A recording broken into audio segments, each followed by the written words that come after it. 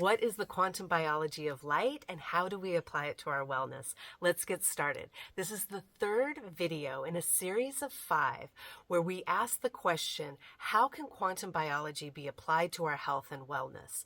And we're looking at the quantum biological pillars of water, of light, of sound, and frequency.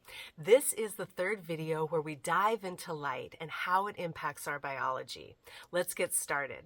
So we know in the body, almost every single one of our cells have circadian genes in them. In 2017, 3 researchers were awarded the Nobel Prize for their work in chronobiology. They discovered that cells contain circadian genes or circadian clocks. When light hits our eyes and travels back to our retina, the melanopsin in those cells actually captures this light information and it travels to the center of our brain, to the suprachiasmatic nucleus. And it takes note of our light environment, informing our cells of the time of day. And that time of day dictates what our biology is doing. So as that light enters the eye and travels to our SCN in the brain, it travels then to peripheral clocks throughout the body, informing them of the time of day. Because what happens is we have evolved over millennia with the sun being the primary trigger and stimulus in our environment. The rising of the sun up into noon and the setting of the sun dictates our biological rhythm in a circadian fashion. And that's what these researchers found, that almost every single cell in our body has this circadian gene network in it. When we wake up in the morning and we are introduced into the natural light of that rising sun and the rising spectrum of red light, infrared light, the visible spectrum as the sun rises, the UVA and B spectrum, this triggers a bunch of different things in our body. Our hormonal cascade, our inflammatory cascade. It sets up our immune system, which is also circadian driven. And because of that circadian gene in most of our cells throughout the body, it makes our cardiovascular function, our respiratory function, our digestive function, our microbiome, our immune system, our hormonal system, our inflammatory system are all circadian driven. So making sure that we're getting out during key times of that rising and setting of the sun tells our body what time it is and what it should be doing.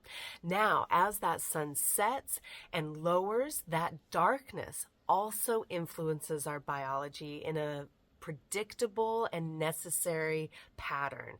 When we have the rising of the sun, that cortisol and that backbone of pregnenolone to our hormones and our sex hormones sets up this wonderful cascade that happens during daylight hours. And as the sun sets and darkness starts to be the dominant light environment, it signals melatonin to be released. And this interacts with several different hormone pathways. We know that melatonin actually interacts with over 200 different pathways in the body, not just sleep, rest, and repair, which are absolutely foundational to our health.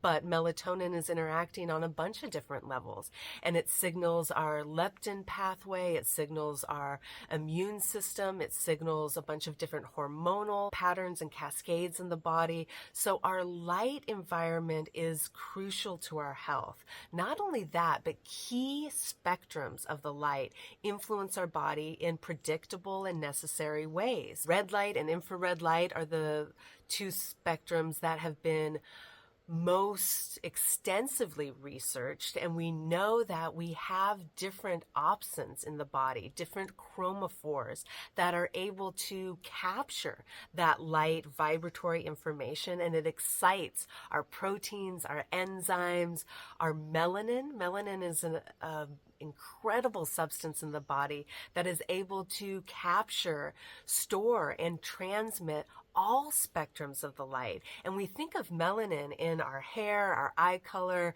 our skin color, but melanin is throughout our internal mechanisms as well. It's in our internal organs, it's in our senses, all of our sensory organs, it's in our brain and neuromelanin.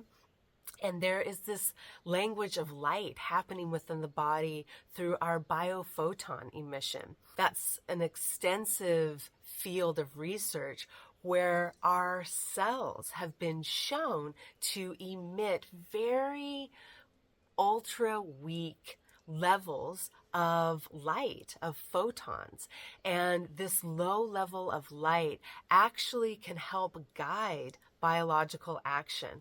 We know that our cells communicate in the infrared spectrum. So there's this immense language of light communication happening in the body from our external light environment to our internal light environment. And it goes back to that language of frequency that we see in these pillars of quantum biology, in the water that is able to capture this frequency information, in the light, in sound, and the frequency of fields around us.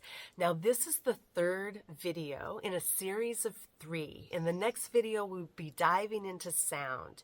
But these are the way that I break down how we use quantum biology for health. And we know that it applies to circadian medicine, to light therapies, to sound healing, frequency medicine. It applies to our intention of thought, coherence of our heart, and our ability for our body to work as a collective inside of ourselves with those around us. It's an absolutely astonishing new emerging field of study. If you like these topics as much as I do, make sure you're subscribed and stay tuned for the next video all about sound. Thank you so much for joining me.